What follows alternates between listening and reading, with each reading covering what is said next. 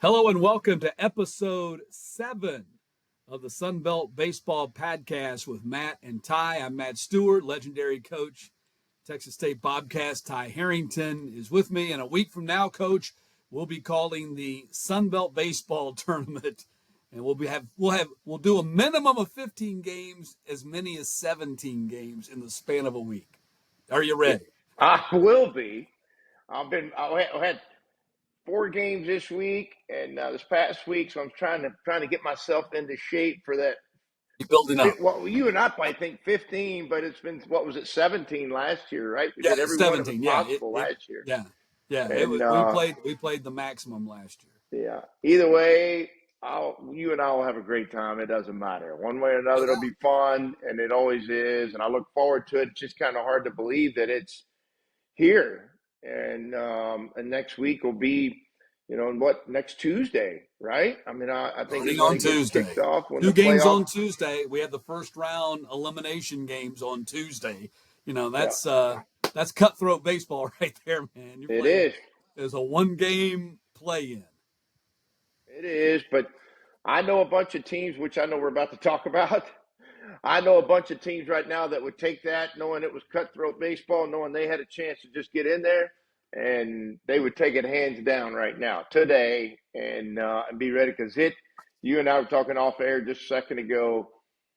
It's ironically, I think we talked about this 7 weeks ago, that it just was shaping up like it was going to be one of those years that the last weekend was going to be intense, and there were going to be teams getting left out by 1 game, or as you just said just a second ago, by somebody has the tiebreaker over them, whether it's, they own the series against them head to head, or whoever, I guess whoever was first place, or no, mutual team.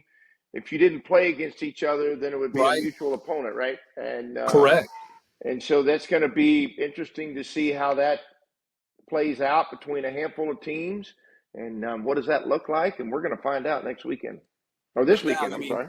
And we'll go more depth in this, as we sit here today, getting ready for the final week of the regular season in the Sun Belt, only 4 of the 10 spots in the tournament have been clinched. Louisiana, Southern Miss, Troy, and App State. And App State has been sneaky good down here the stretch, and they're in the 4th spot right now. But only 3 of the top 6 teams that lock in, the double elimination right off the bat have been locked in. Those are the top 3. App's not in that group. And we go into the final week. There are 8 teams still mathematically with a chance to claim one of those 6 spots. Now, Marshall is the longest of shots.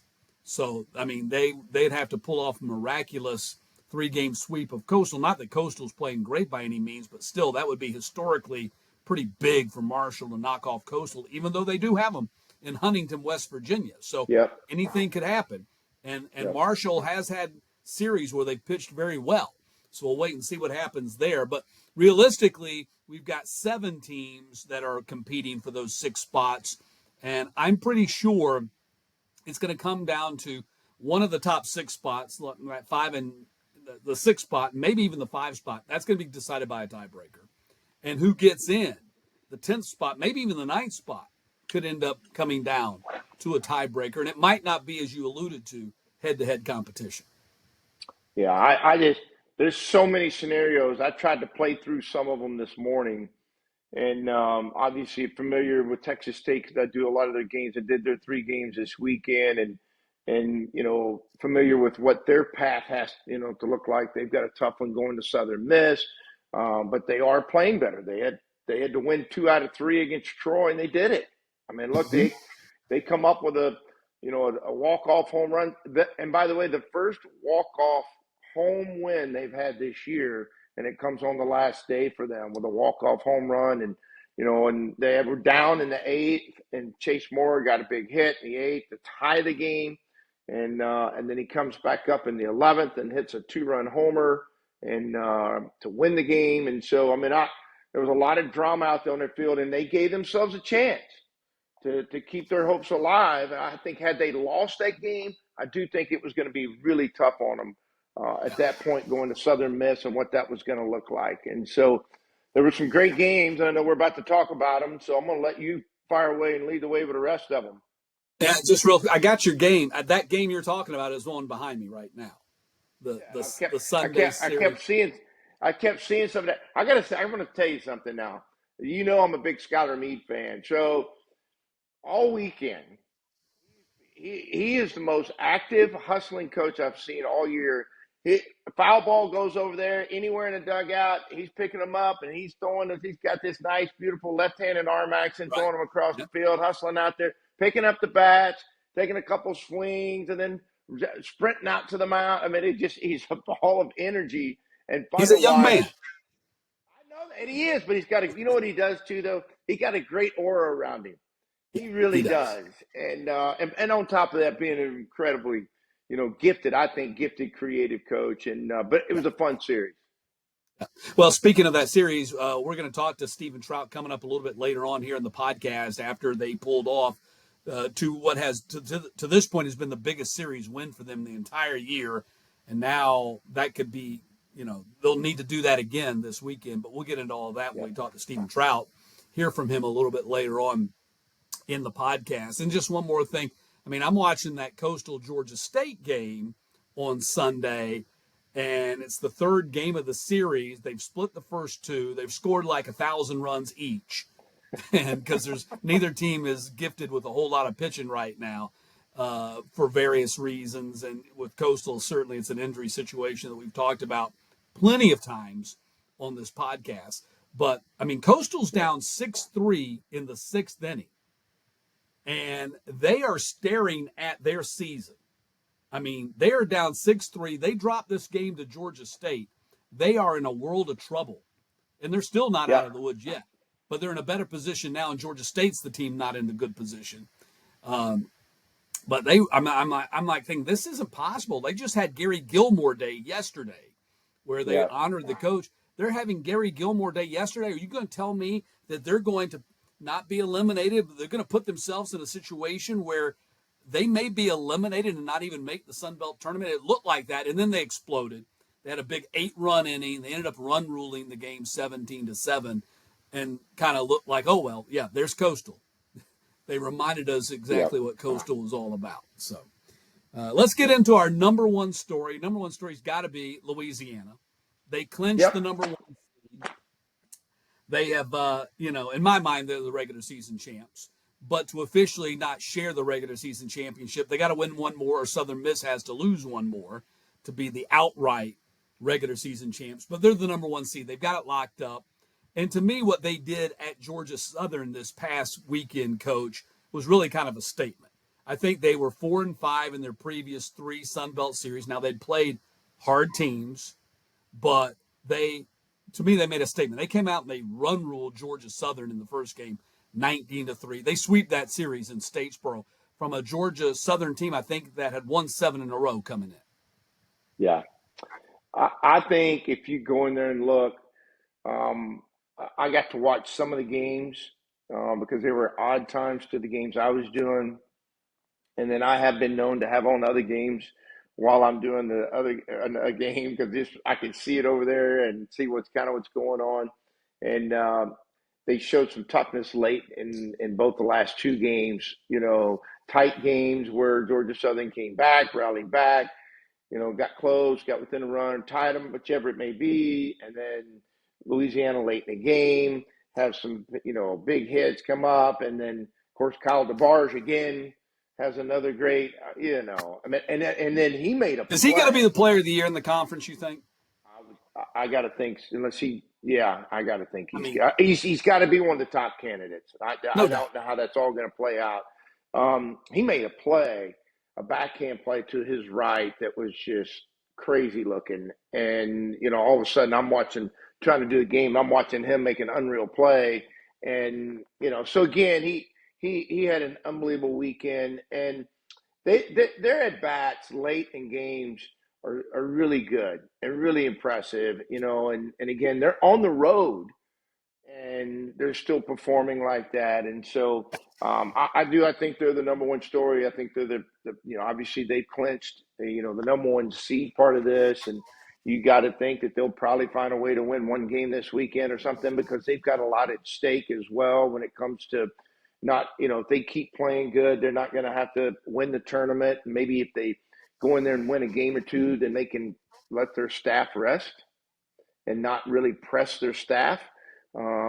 So this weekend is important for them as well, not only just clinching it, but also putting themselves in a situation that they don't have to go in there and go deep into the tournament and really put a lot of pressure on their staff.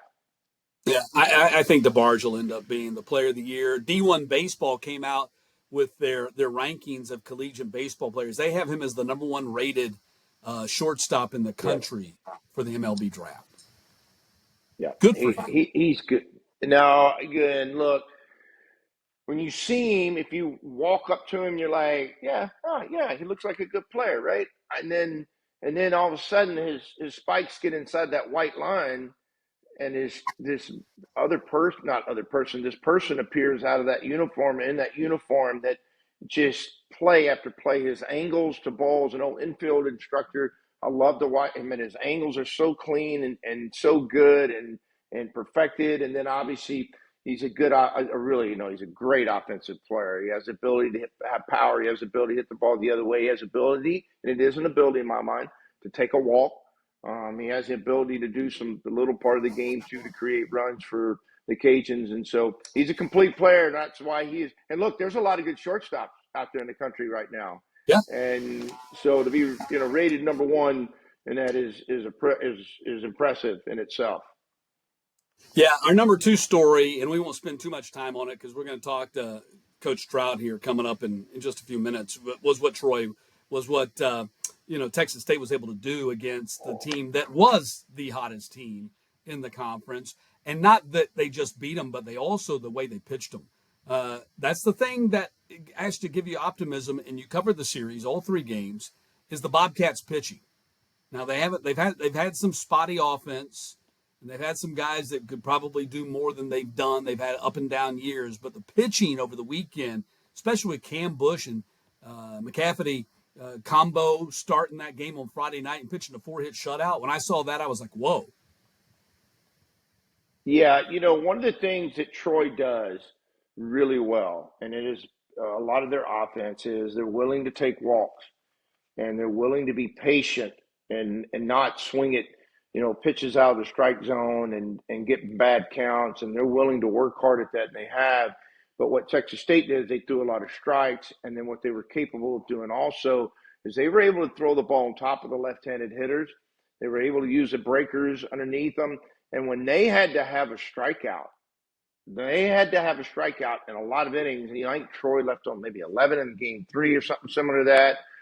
They were able to come up with a strikeout in big moments. And again, McCafferty in game 1 and Cam Bush, who started game 1, was so good. First pitch strikes. They didn't walk a lot. And all week at 20 or 29 innings, whatever it was, total 30 innings, Texas State had one bad inning. And that was the inning they gave, game 2. Troy the was 5-run 7 based on 4. Yeah, they gave up 4 walks and a hit batsman. And so that was a game that, they could have had a chance to win as well. But you can't go back and change that because, again, getting walks is part of what Troy does. They don't swing early and unless it's a strike. And so Texas State did a great job. They played great defense. And Troy, you could see where Troy's really good. I mean, I look at you, and you almost kept waiting. When are they going to get that big hit? And they just could not come up with a big hit. And like I said earlier, when Texas State needed to get them out with runners on, they were able to get a huge strikeout more times than anything else. And so now Texas State now has to go play the new hottest team in the Sun Belt. You got Southern Miss. They've won 7 in a row. They obliterated Arkansas State over the weekend. I hate it for the Red Wolves. I'm a big fan of Tommy Raffo. I've known him Absolutely. since he was the second baseman for Mississippi State. Yeah. It shows you how long I've been calling games, and they're not going to make the tournament. But Southern Miss took advantage of that. They go in there and they take care of business, and now, they've got a good chance to lock down that number 2 seed. The 2 3 seed, it doesn't really matter. It just you're going to be in the same bracket. You're not going to be in the bracket with Louisiana if you're in that 2 and 3 spot. So I guess that's what you're looking at. They don't have a whole lot to play for other than they're just a great baseball program and they'll be out there playing to win. I can tell you this: Slade Wilkes is on an absolute tear. Their DH. He's got a 24-game hitting streak now. He belted 3 home runs over the weekend. Oh, I think now let me go back and say this, and I think that Southern Miss has a lot to do this weekend. Like, I mean, they can ill afford to allow Texas State to come in there and win 3 games from them. Oh yeah, Because I at agree that with point, that. from an RPI perspective, they're hunting. They need to do good this weekend, and because they put themselves in a situation where if they win the 3 games or 2 games or 1 game, and then if they win 1, they're going to have to go to the tournament maybe and win. Who knows what that looks like, right? You put yourself a little bit of interest to the committee to be playing good late in the year, and so they've got a lot going on this weekend. And again, I think with Louisiana not only trying to clinch, but same thing. They're trying to keep that RPI going, and so this weekend, along with those top 3 teams that have already secured themselves in there, they've got some opportunities as well, and from an RPI and getting in without having to win the tournament. Yeah, I'll just breeze through some of this other stuff, and then there's one other thing I want to talk about before we talk to Coach Trout here. South Alabama took the series from ULM, walked it off in 13 innings. Man, they were like playing late on Sunday. ULM really put up a fight. Yep. South Alabama absolutely had to have that, and because they're going to Louisiana this weekend, so and Yeah, they they needed haven't that, played and there. really, yeah, they needed to win 2 out of 3 for sure. They probably could have helped themselves if they would have found a way to be able to sweep, but Yep, they yep. weren't. ULM, is a pretty good team as well, was playing as hard as they could, and now because you're right, that makes it interesting for South Alabama. They've got to figure out how to win. If you look at some of those scenarios, Get a game. they've got to win one for sure. They just can't get swept. Um, yeah, and that's right. And so they've got to get in there and get busy too. Yeah. James Madison won 2 out of 3 at home against Marshall. The Dukes I'm going to hit on them in this next subject real quick, but that's been a historical. This is the first time in like over a decade they've had a 30-15 season, and what I mean by that is they've had back-to-back, because they did it last year, 30 overall wins and 15 conference wins. So Yeah. Coach Okay. Eichenberry's Yeah. done a really Yep. good job here, and they'll be a team to watch. They got a shot at getting in that top 6 and not having to play in that play. And in fact, right now, they would be if the tournament started today. And James Madison will be at Troy this weekend. And they're playing at Virginia Tech on Tuesday night. So not an easy week for the Dukes as they go on the road. They've been great at home. Not as good like most teams on the road as they are at home. So App State took 2 out of 3 from Old Dominion. App State has been the sneaky good team. They're in the 4 spot right now, and they're getting some great pitching from Dante Cherico. We had him in our starting 9 last week. He had Yep. another Yep. fabulous start for him. Didn't get the win, but had a career-high 8 innings, 8 strikeouts. Steensma, their other starter's been really good, and they're going to be a team to watch there in the tournament. Of course, they kind of made their presence known last year when they got to the semifinals. Remember, they beat Southern Miss They did. on They that did. Saturday, and they forced the elimination game in the semifinals. Of course, they were out of pitching at that point, and Southern Miss came back and run ruled them. But Yep. could be a different story this year. They're a year older, and I think they're even a little bit better than they were last year. So that'll be interesting. And then Coastal. Yeah, go ahead. Yeah, something about App, and you just said that as of like I think it was 3 weeks ago, something like that. They played on the road with somebody, and no. I remember they played at home at Coastal and got behind, had to battle back, and came back and won a game, and then it was a back and forth game, got an extra inning game with them, and then all of a sudden you look up the next weekend they won two, and yeah, so they just kind of quietly is the right word for it, had started playing better and winning. And I'm like you, I think it is an older team. I think it is a more mature offensive team. And maybe they're now trending and playing their best baseball. And not this doesn't sound right, but sometimes when in a colder climate, you haven't had as much time out on the field as some of the Right. warmer, and you all of a sudden start playing late in the year, maybe a little more fresh, and you start to play at a higher level. So maybe they've really hit their stride at this point in And the season. Hunter Wilder had a walk-off homer for him in their Game 2 victory. Of course, C.J. Boyd was a star for him last year. They added Banks Tolly to the mix this year. He's going to be all Sun Belt first team, 21 Yep. bombs on the season. And then Austin St. Laurent, they've got him back playing shortstop. Now, I don't know the story, and we'll figure that out here in the next week when we talk to all Yeah. the coaches. But they got him playing shortstop again, where he started his career. Yeah. Remember, they moved him out of that spot.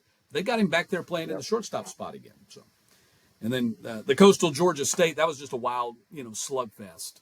Just an absolute slugfest. Final scores: the Chants won the first game 17-13. Panthers won the second game 10-9, and then the Panthers just absolutely out of pitching, and actually did have the lead though, as I enumerated earlier. And then the Chants were able to come back and rule them 17-7. In 8 innings. And the Chants host number 2 Clemson on Tuesday night before going to Marshall. So that is a huge RPI game for them if they could find a way to beat Clemson on Tuesday night. Yeah, what's interesting about that is if you're Gary, how do you approach it? Because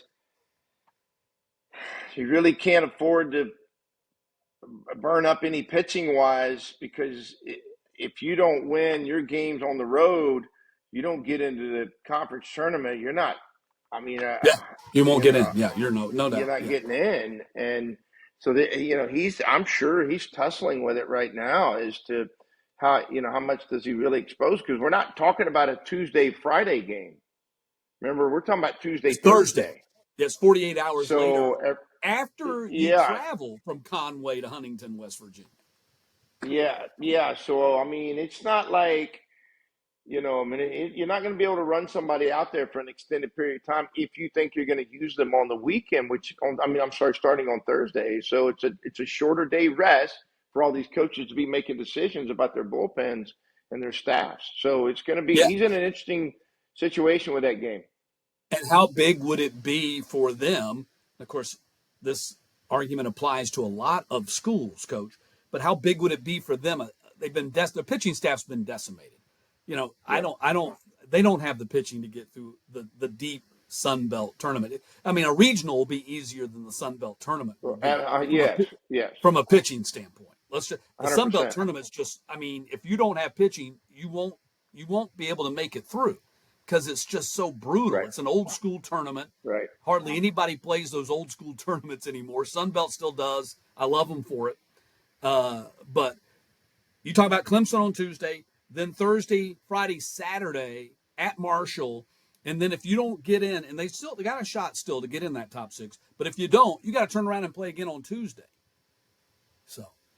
Yeah. No, I mean, you got decimated pitching. You have Sunday, Monday. You got 48 hours off. Yeah. You have Sunday, Monday. So the guy you start on Thursday is going to be short a day rest, as he already is going to be this week. Whoever your Friday starter was is going to be a day short this week. It'll be 2 days short the next week. If you try to swing him back around and throw him on Tuesday, which you probably won't be able to. You probably have to hold him to Wednesday to give him, 2 days short.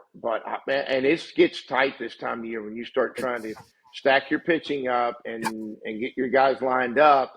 And, they've not been in this situation that I'm aware of, or that I remember, the Chants from having to, make sure they even get into the tournament and then trying to stay out of the play-in game. I mean, I think last year they were able to go to the tournament, and then they didn't even use their top guy, their number 1 starting pitcher, and they may not have used even their number 2 starting pitcher in the Sun Belt tournament. They felt like they were getting in the NCAA regionals, which of course they did, and of course they were able to get to the championship game I'm Yep. No, they did. They got to the semifinals and got eliminated by Semifinals. Louisiana. Yeah. They got to Yep. the semifinals, Saturday semifinals, and Louisiana eliminated them. But they were fine with that. They knew they'd done what they came to do.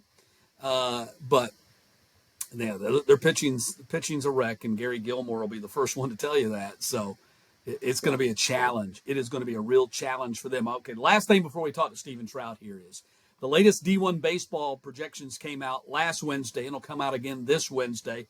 In the latest, they had 5 Sun Belt teams in the projections. 5. Do you think Yeah. that's going to happen? You think that'll happen, Coach? I You don't think know. 5? No, I just said I'm agreeing with what you just said. No, I saw it I too. know, I'm but do just you saying think that'll happen? Do you think 5 will get in? I would love to be hopeful with it. I would tell you Yeah. that, Wouldn't that be and great? would love. Wouldn't that be It'd be fabulous? unreal. No, it'd be unreal. And I think that shows that there's not a whole lot of separation between a lot of conferences and a lot of different teams. I think it shows the respect over the last couple of years of what the Sun Belt has done and the number of teams that have gotten in. I think what's interesting now is you're seeing, used to be it was just an RPI driven thought process, and that's what the metric, the tools that the committee was left with, and now you're seeing them use. I'm assuming they're probably using some of these other metrics as well. And there's a difference between them. There really is. I mean, and you look at the Diamond Sports ranking and different things, the KPI ranking. There's differences in that and the RPI. And I think, if I was a committee member, I don't know if they are or not, but if I was a committee member, I'd take them all in and look at all of them and trying to make a decision, and trying to get as much information as I can. But yes, to answer your question, boy, it'd be fun. I'd be unreal. And but I think again, it speaks of the history of the last couple of years and the respect that the Sun Belt has now from D1 baseball, from Baseball America, and baseball and the college baseball committees that are going to make those choices. Yeah, I think that Louisiana and Troy were 2 seeds, and they had Southern Miss, Coastal, and James Madison as 3 seeds. So Yeah. I Well, think the Sun Belt. where you want to be this time of year is you want to be a 2. You want to be projected as a 2 because then you're in. The 3s are fluid, Yeah, and yeah, but if you're a 2, you're probably in, but you are in. yeah. I would think out of that 5, I would think that Coastal and James Madison are probably in the most uneasy Yep. of the situations. I think Southern Miss is going to Yep. get in. And I think Troy and I think Louisiana, I think, is going to get in. Don't care whatever their, the RPI's been sitting around 50. I don't care. And I think Yeah, any but coach in the country would tell you, man, they don't want to play Louisiana. So well, no, and you can go look inside of some of these other rankings, and they're inside their 20s in some of these okay, other ones, yeah.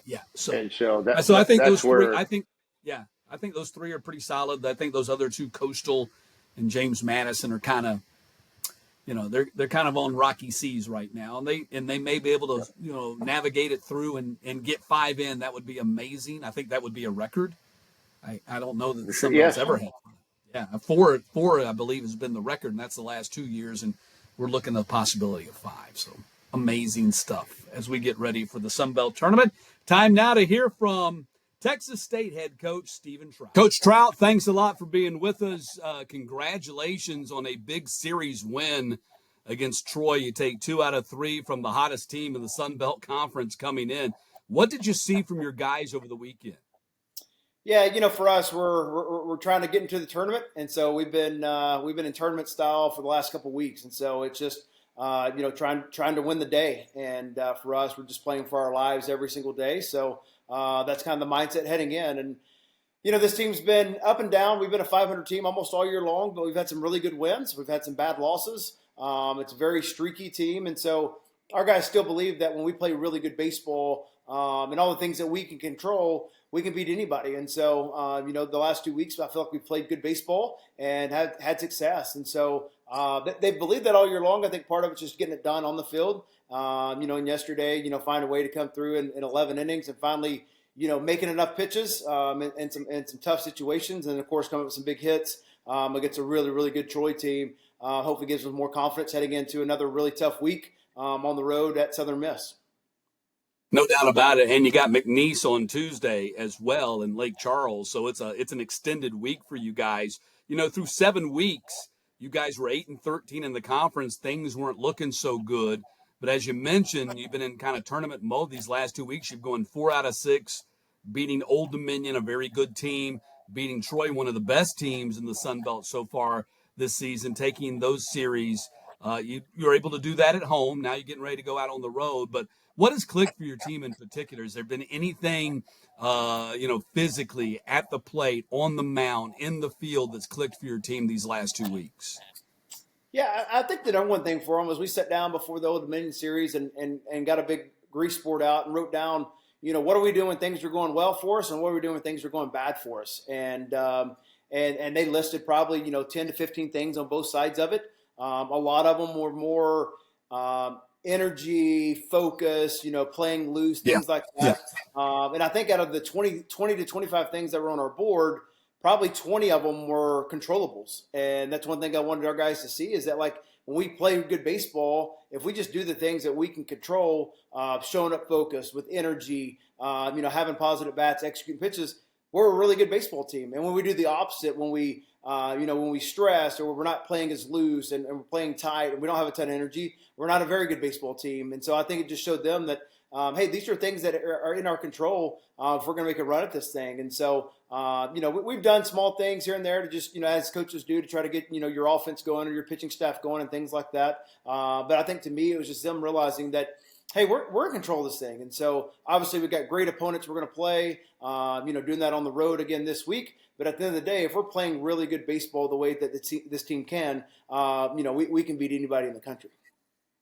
Well, Chase Mora had a spectacular freshman season for you. It's been a tougher go for him here in his sophomore year, batting below 260, I think. But he does have 6 homers. He does have 47 RBI, and that leads your team. Are we starting to see the revival of Chase these last 2 weekends against Old Dominion? He was our top second baseman on our starting 9 that we name here on the podcast for the entire Sun Belt last week. And then, of course, this past weekend, he has the big base hit in the 9th inning to tie it up in the series deciding game on Sunday, then hits the 2-run walk-off bomb. So we start to see Chase starting to get past some of his struggles, even though he's been productive, but being a little bit more consistent at the plate. Yeah, for sure. It's been an up and down year for him, coming off a big season. As we told him, people are going to go into the game plan understanding who Chase Moore is. And so obviously that brings a lot of different things, how they're going to pitch him, not let him beat them early. And then it's a mental game, right? You're trying to find your confidence back. And so the one thing he's continued to do is just continue to work and continue to try to make changes to get there. And you've seen progress over probably the last month, to be honest with you. He's back to hitting, above 330 over the last month. And so, but the one thing I know about Chase, it's not if he's going to get going, it's when he's going to get going. And it usually gets going when the game really matters. And, he did that at Minute Maid against Texas and Houston in a big moment. He did that yesterday. So for me, whenever the game's on the line, that's a guy you want up to hit because that guy's just a winner. And it just tends to work out for those guys when they have that in their DNA. And so, yeah, looking forward to what he does this week and hopefully propel this team into the Sun Belt tournament. What a performance by Cam Bush and Rhett McCafferty on Friday in the series opener. I know Cam's a guy, that was only his 5th start of the season. You've used him 13 times out of the pen. And, of course, Rhett's been probably your most consistent arm out of the pen the entire year. But a 4-hit shutout against arguably the hottest offense in the Sun Belt Conference. Are you able to duplicate that again this weekend? And I know you're going on a day shorter because this is going to be a Thursday, Friday, Saturday series. Yeah, let's hope so. That's the game plan. But, yeah, really proud of those guys. Obviously being senior weekend, last time to pitch in our ballpark. And then, of course, Rhett came back in yesterday to finish it out. He wasn't expected to throw and came to me, I think, in the 10th, said, Coach, I'm going. So he went and got loose. And just it felt like a tournament style, right? Hey, Coach, I got to put the team on my back and go make a pitch for us to get out of it. And so, about 3 weeks ago, we kind of flipped our rotation and tried to kind of do the opener. And Cam and Rhett were 2 of those guys that we tried to open the game with and try to get 3 innings maybe out of, and then try to get it to maybe our guys that have been starting to try to lengthen out the game a little bit. And I think they gathered confidence doing that as well. And then when some guys weren't feeling as good, they hopped into those roles, and Cam took it over. And yeah, I mean, it's their last run at it. So it's fun to watch those guys get out there and compete. And yeah, want to do something for Texas State in their last run. And they know that for us to be successful, they got to get out there and give us a great start and give us a great outing. So yeah, week short, but I think those guys will be ready to roll. Hopefully can do it again. Well, you mentioned it was senior weekend. You got whopping 16 seniors on your roster. Now, not all of them are four-year players. I mean, that just doesn't happen that often in college baseball, but you have 16 seniors on your roster. They were playing their final weekend in San Marcos, and August Ramirez, who's been a big bat for you now all along, hit his 9th home run, 23rd of his career. But this senior group, especially those guys that have been there the whole time, what a special group. They were part of that run that made the deep run and nearly won the Stanford Regional a couple of years ago.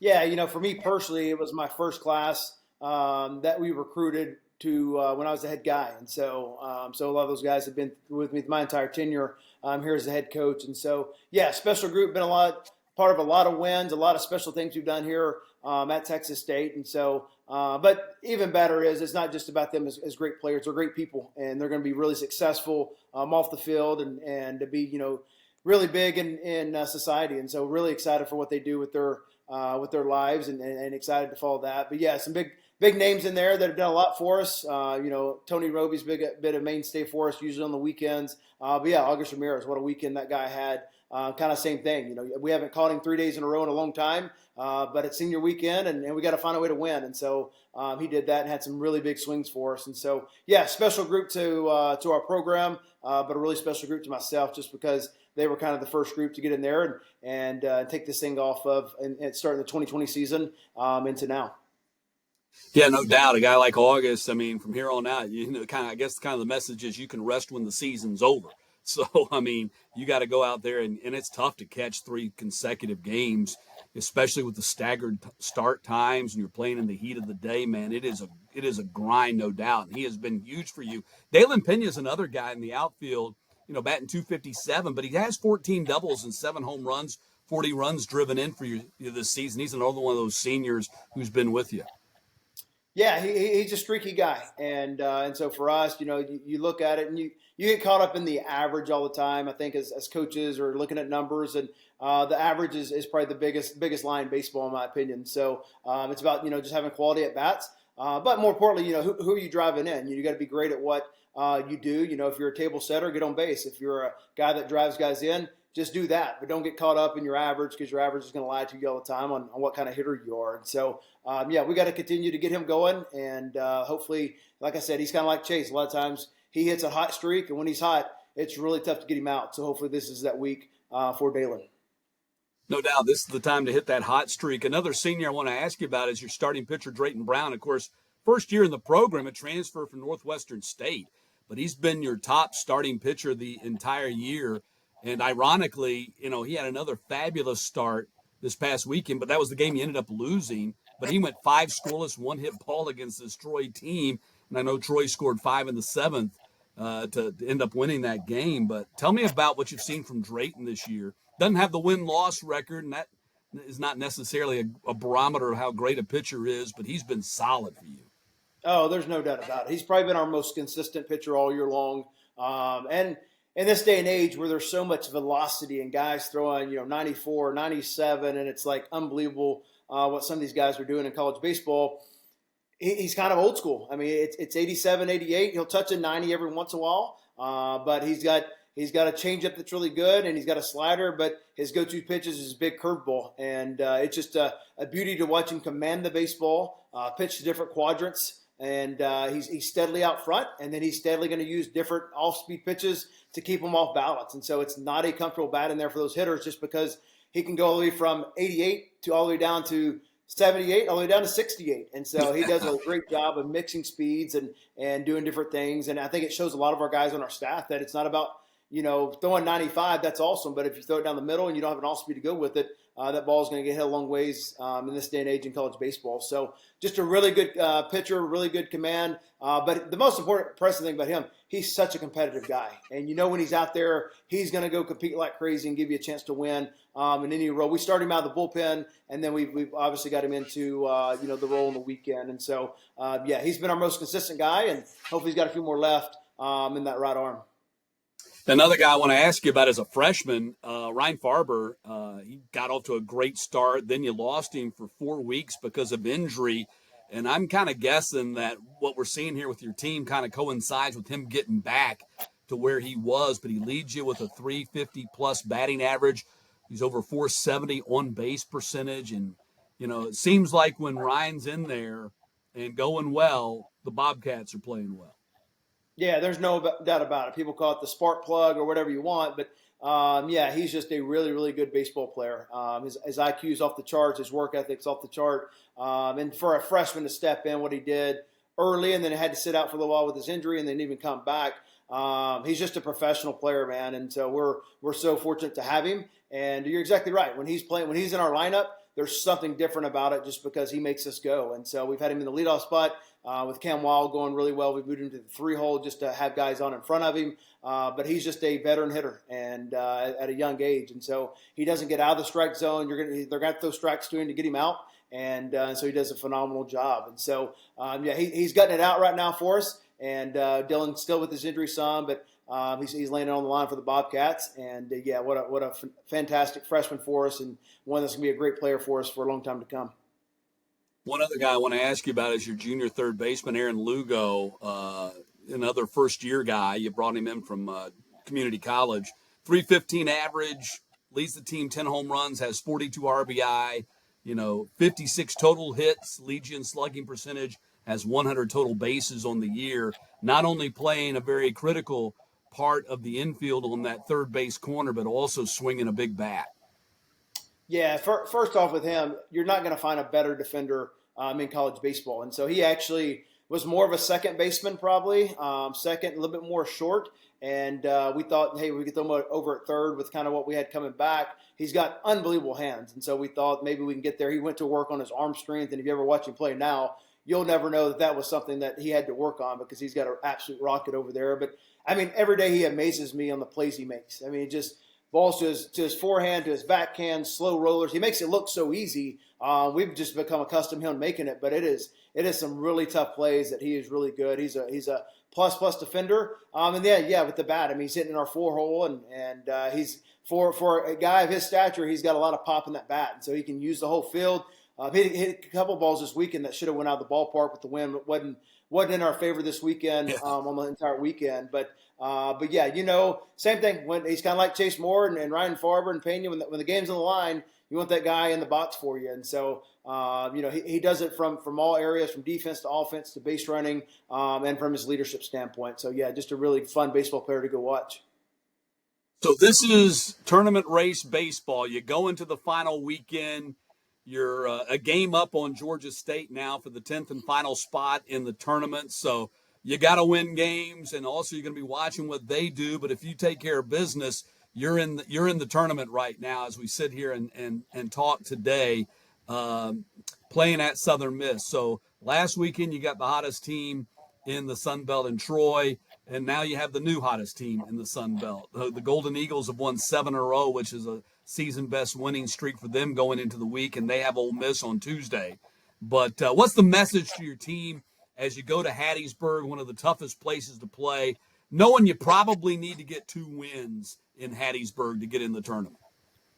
Yeah, from the get-go when we kind of got into this position, I told our guys everything is still in our control. And so everything's in our control as far as if we just go perform, we don't have to worry about what another team does or what a series holds up or do the scoreboard watching. And luckily heading into this weekend, we're still in the same boat. And so if we just go take care of business and do what we do and take control of what we do, we'll be in Montgomery next week. And so obviously if it doesn't go our way, then we'll do some scoreboard watching. But obviously just back to what we control. And so as we told them for the last 3 weeks, our backs are against the wall. We have no other decision than to just go win and to go win baseball games and just to fight like crazy, just to get into that tournament and then see what happens. And so, yeah, I've actually never been to Southern Miss. I played them back when I was at Houston in Conference USA. We played a few times and had some great battles. And so I'm excited to go to Hattiesburg and heard nothing but great things about it. Obviously, have a great program there and a great team this year. And so excited to go in there on the road. But this is the best time of the year, right? We actually leave in the morning, go to McNeese.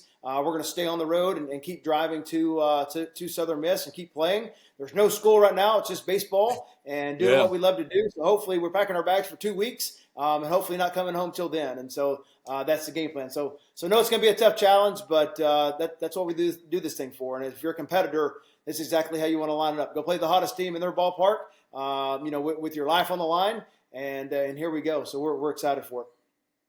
I know this is where a lot of times you see baseball teams really start to click in. School's out. This is as close as, life is to being a professional baseball player as a college baseball player, because it's just baseball at this point. You're traveling, you're taking a long road trip. Sometimes those are great for team bonding, and your team's already playing well. It's great to see that your team is playing well and playing up to closer to the capability that I know you expected of this team this year. So good luck in Hattiesburg this weekend, and look forward to talking to you when you guys get ready to play in Montgomery next week. Awesome. Thanks for what you're doing for the Sun Belt, for college baseball in general, and coverage of Texas State. So looking forward to it. Hopefully it'll be a fun week, and appreciate all you do. Thanks, Coach. Thank you. Hope you enjoyed our conversation with Coach Trout. And just so everybody knows, Coach Harrington did not skip out on that. He had business to attend to today, and it was a recorded interview, as I'm sure you probably figured out. But Coach was not trying to sidestep Coach Trout. But, no, absolutely. Actually, I would have been. I wouldn't have for sure sidestepped. I know he's your guy. He's your guy.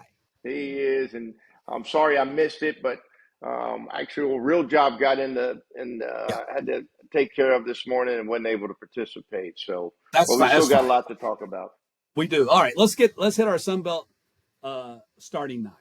So we're going to start with the catcher, Caden Bodine of Coastal Carolina. 6 for 14, couple of doubles, couple of home runs, 9 RBI, 7 runs scored. First baseman Alec Patino of Texas State, 4 for 12, couple of doubles, home run, 4 RBI, 1 run scored. Second base, now we're going to have an honorable mention there too, but we're going to go Maverick Stallings out of Old Dominion. He was 4 for 12, couple of home runs, 7 RBI, 2 runs scored. And Chase Mora gets our honorable mention from Texas State. Yep. He's 3 for 14. But his hits were big ones. He had an RBI single in the 9th that tied the game in the series finale, then hit the 2-run walk-off bomb in the 11th. So he's honorable mention. Shortstop Kyle DeBarge, Louisiana. I mean, he's just kind of got that position on lockdown. 7 for 13, couple of doubles, couple of home runs, 7 RBI, 7 run score. But we do have an honorable mention there too. Ozzie Pratt of Southern Miss went 10 for 15. He had a 5-hit day in the series finale. A couple of doubles, 4 RBI, 7 runs scored. And Will Mize, Georgia State, man, this guy is just raking. He's back on the starting nine again, consecutive weeks. Georgia State in a losing effort. He went 8 for 14, couple of doubles, 3 home runs, 7 RBI, and 8 runs scored. When you look at the infield part of this, of course, DeBarge has been on. Has he never not been on there? I don't know. Has he been on there maybe once? I think there's maybe been 1 week where he wasn't. Yeah, and then and then to have an honorable mention of 10 for 15. I think of the week. He feels like, what do I got to do to get? What do I got to do? This list? I got to go 10 for. What I got to go 11 for 15 for crying out loud. And but and the other side of this is just a personal thing for me. I'm voting for Maverick Stallings just because of the name. Maverick, and then Stallings, Gene Stallings, who I knew a long time ago, was a friend of mine. So I'm pulling for this guy anyway, just because of his name from Old Dominion. But I like the idea with Mora putting him on there as an honorable mention too. He had to come up with the 2 big hits and the game tying hit, as you mentioned, and the homer. So I like this new rule that you've got, that you pulled out today, that we have honorable mentions in this lineup. I didn't know we had honorable mentions, but I like the way we're playing. I like the way the rules are how do we say this, fluid. It's our game. It's our game. We make the rules. We can do what we want. I like that. That's right. All Our game, right, we we'll make the keep going rules. to the And I outfield. agree with you. I agree with you with Maverick, man. If baseball doesn't suit him, he can go to the rodeo or something with a name like that. Yeah, that's right. Something, right? Our outfield and DH, Carson Pato of Southern Miss, 5 for 11, double, 2 homers, 8 RBI, 7 runs scored.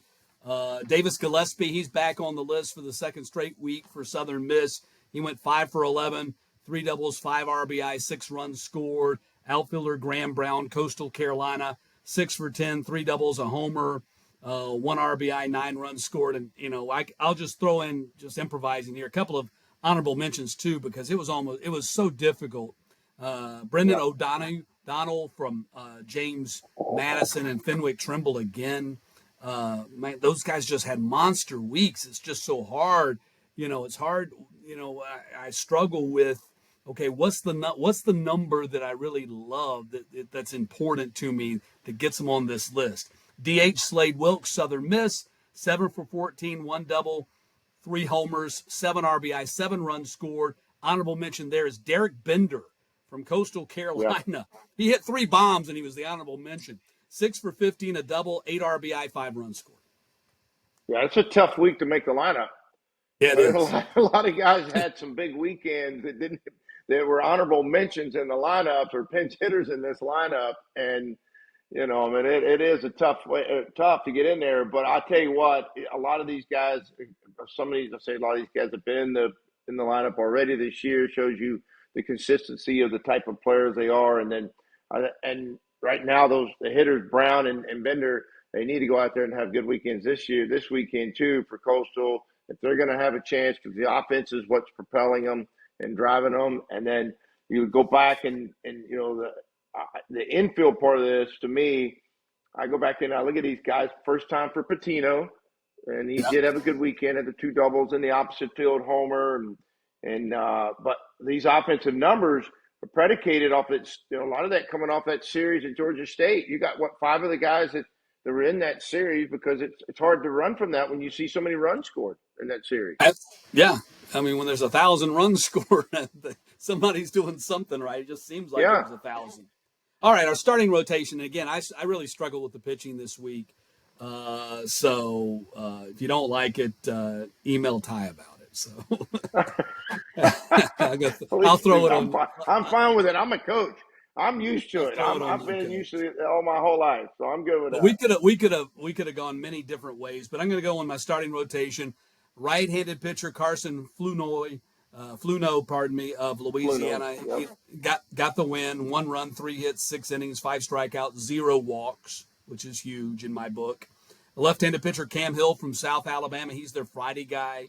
He got a no decision, but no runs, 3 hits, and 6 innings, 3 strikeouts, 2 walks. And then Drayton Brown, who is really Texas State's best pitcher from a starting rotation. Yep. He got a no decision, but he had 5 scoreless innings of 1 hit ball against Troy, with a couple of walks and a couple of strikeouts. I can respond to the Drayton Brown outing, and Fluno I got to see throw a little bit too in that game. But Drayton Brown's been able to throw that big slow breaker and get him off balance, and he commanded it so well. And then he was able to throw fastballs on them a little bit, meaning on the inner half, and lock their barrels down. And you and I both know that Troy team's a really offensive team. And so even though he didn't get a decision, the 5 innings pitch, I mean, he 1 hit, you're doing something pretty good. And then I did get to see Fluno pitch just a little bit. And I'm going to say this, when you go in there nowadays and you go no base on balls, because the strike zone's smaller than it's ever been, because of TrackMan, and we'll have that conversation later on again, and everybody, it's permeating all over the country right now, finally.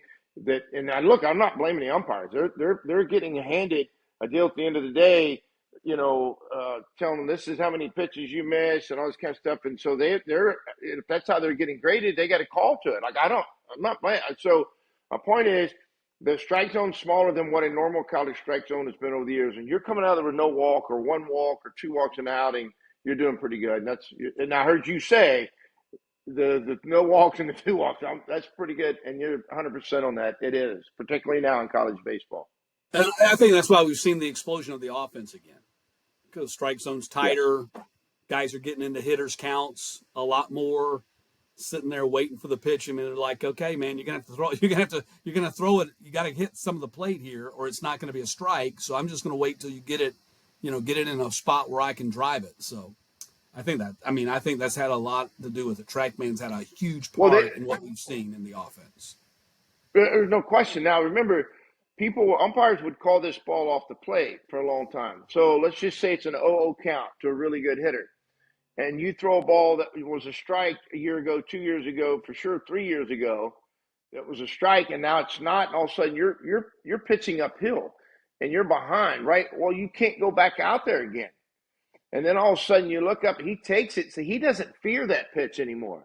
So that barrel now is slowed down.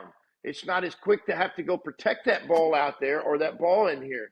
So the hitter's now going, I'm wiping that out.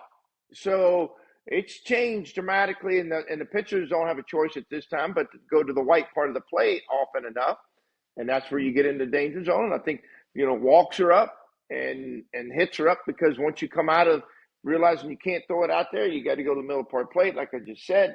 And I think it's changed the scoring in college baseball. We'll get a chance to analyze it at the end of the year when all the smoke is up. And I want to make this clear. I'm not blaming the umpires. They're doing what they're being asked to do by TrackMan and call the balls and strikes like that. Yeah, that's right. They want to work. If you're going to get a bad grade, if they're missing calls, they don't get to work.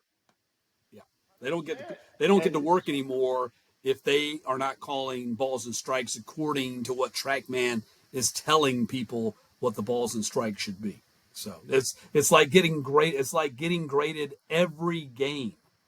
I guess I don't know how often they got graded in the past, but now they get graded every game. So it's a tough job. Yeah, and one more thing on that is that, remember, we're not professional baseball players. This is collegiate baseball. So moving forward at the end of this year, when we got all the analytics get in, number of pitches thrown, which I think is going to be a huge tell of what it was college baseball was like. The next one is the obvious one: how many walks were thrown overall in college baseball. I think the other piece that coaches are having to adjust to right now, you're seeing pitchers get pulled out of games, or the pitch count's higher, and they're not used to that many hits and that many walks in early in games like that. So you see starting pitchers coming out earlier. So my point is, I think when all that's said and done, if I'm wrong, I'm wrong. I'll admit it. I've been wrong so many times in my life. I'm saying sorry and saying I was wrong is part of my vocabulary. But in the end, to create a strike zone that allows that to be off the plate a little bit of strike, or the only other option is, in my mind, is if you let them have whatever that appears to be, a half a ball off the plate to be a gray area, or you can't. I'd say you can't. You could. I don't see them making the home plate bigger. Right? I don't see that. Who's to say the game has changed? Right? We've evolved. Things have changed about the game. So do you make the play? So all that's going to be hammered out at the end, not today, not now, where I'm making your podcast and our podcast even longer, getting long-winded about it. So at the end of the year, we'll be able to figure it out. Bullpen. Rhett McCafferty of Texas State. I mean, he got a win and a save. He got a win and a save over the weekend. 2 appearances, 3 2/3 scoreless innings, just 1 hit, 1 walk, 5 strikeouts. Joe Vigazzi of James Madison, 2 appearances and a save. He went 2 1/3 scoreless with 3 hits, 1 walk, 5 strikeouts. And Chandler Best from Southern Miss, he got a save. He went 3 scoreless with 1 hit, no walks, 3 strikeouts. That's 2 left-handed relievers. McCafferty and Best are left-handers, and Vigazki is a right-hander, and that's our bullpen for the weekend. We had a ton of candidates in the bullpen, too. Toughest outs in baseball to get. Last 3, and you got to have somebody emotionally good enough. Physically, they got to be good enough, but emotionally, they got to be able to do it. And I had a chance to see McCafferty because I was calling those games. He was really electric on Friday night. He had, his fastball was electric to a lot of those. Big strikeout. A lot of left-handed hitters. Yeah, Troy's got a lot of left-handed hitters.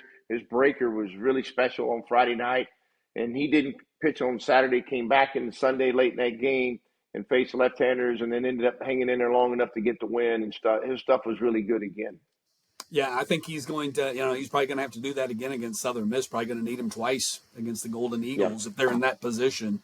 They'll Yep. certainly exercise that option. All right, before we close it out, we have out of the 7 series we have coming up this week, and only one has no impact on Yep. the standings. So we really have 6 huge series this weekend. We do. What's the one you got your eye on the most, you think? Yeah, there's not just one, because the combinations make right. The combinations make a one, even kind of. I don't know if I'm not making sense with that. I guess if you take 2 series, it implicates each other, right? The Southern Miss, Texas State, Georgia State, and their combination now, South Alabama and Louisiana. Those interest me because South Alabama, wants to hang in there and make sure that they make postseason. Louisiana is trying to keep moving forward from an RPI perspective beyond just clinching up, and so there's a lot. And then personal perspective, I'm going to watch Coastal. Gary and I have been friends for a long time, and have known each other a while, and got to be closer friends. And not that I'm not friends with the other coaches, I am, but they're not retiring. And Right. So I am interested, and I'm not saying I'm rooting against Marshall, but again, I'm going to have an eye on it. You asked me what I was going to pay attention to, and I'm just being truthful. I'm going to have an eye on it, and to see how they do. I would agree with that. I mean, there's some sentimentality there. I think you and I are both very fond of Gary. And if the people listening to the podcast, watching the podcast, knew Gary, they'd be fond of him too. He's just a great guy, great coach, great person, and you'd be pulling for him. So you would hate to see it end and him not get to the tournament and have a shot to get to the NCAAs here in this final season. I think they're going to get there, but the fact that it's up in the air here in week 10 of the conference schedule is probably something that we would not have predicted when the conference schedule started back in March. That said, Marshall, they have a chance to be a spoiler here. And I think that's a great selling point for Coach Beals and the Thundering Herd. They're likely not, unless they sweep, of course, going to make the Sun Belt tournament. Even if they sweep, they might not make it in. But they do have a chance to be a spoiler against one of the kingpins of not just the Sun Belt, but also college baseball. Yeah, and here's the piece on, and look again, on Coastal's, what Coastal did, and really kind of given people the mid major at that time hope that they could go and win a national championship and go to Omaha first and then win a national championship. There's been other teams get there, mid major wise, and some of the not as big of baseball powers at the time, but they won it. They were the last man standing, and I think if you asked every Division I coach what that meant and what that looked like when they won, it meant something. There was a hope that was put into, they interjected into different programs in college baseball from different levels. So that's why, from the sentiment part of it for college baseball, and again, we don't, as coaches, we don't get to pick always how we go out. Some do. Some get to pick, and then Gary made that choice at the beginning of the year to say this was going to be it for him, and he got to tour a lot of different places. It's been fun to watch. I've seen some of the different things people have done for him, and that part of it is really cool and special and fun. And I even saw a little bit of Gary Gilmore Day at Coastal. He even got the bucket of water dumped on him after they won that game, that first game that day. And which I don't know if he really liked that much or not. But probably I don't not, think I would have liked it either. So. No, but anyway, it represents a lot. So there's a lot going on this weekend. The fun part of it is it's all going to happen. Every game, every pitch, every inning is going to be so critical in so many different ways, and positioning, and even the teams that are in trying to get to one side of a bracket or another, or trying to get into the top 6, obviously, and then some just fighting to get into that top 10. So it's going to be exciting Sun Belt baseball. Well, they won the national championship in 2016, and maybe the biggest. I mean, it's certainly here in this modern era of college baseball, the biggest national championship, biggest stunner. I think the only. I mean, I don't know how. And you're from that part of the country. You tell me when Wayne Graham and Rice won this national championship, Yeah, and what was it in 2003? That to me, yeah, that's the and only thing. That's the only thing that's even partly comparable, isn't it? yeah, yeah, 100%. And but yeah, that's a great way to put it too. And I think that um, Rice had been playing in those super regionals and had been close a couple times. And but yeah, 100%. I think that's all part of it as well. And it just gave people, you know, um, coaches and programs. I just think it energized them and administration. I'm sorry, and It did. No, administration it too. did. It did. It Yeah. did. Well, we could talk all day and night, and we're going to get that opportunity next week. So we'll save our voices at this point and call it a show, call it a podcast, Yeah. because we've got at least 15 games next week and maybe 17. So for those of you who like to watch the podcast on a weekly basis, we won't do one next week, just simply because our schedules are slammed with the tournament. But what we will do is once the tournament's over, we'll come back and we'll do one pre-NCAA regionals for all the teams that get in. So you can mark your Yep. calendar for that. So after Selection Monday, we'll come back earlier in that week and we'll preview the NCAA regionals. But, Coach, Hey, great what we should podcast. do? And, Hey, yep. you know what we should do is on those days where we have 4 games, we should do an hour-long podcast right after those.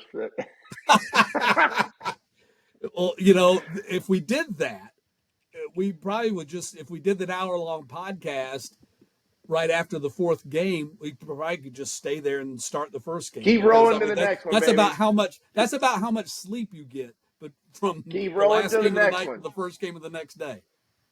I'm telling you, We'll just and I'm not complaining, not no, one little bit, because I love it. I know you do too, and it's fun. This tournament's always been fun, and Tuesday will it'll get be here fun. soon enough. But I'll be excited when it does. It'll be fun. I'll see you next week, Coach. You got it.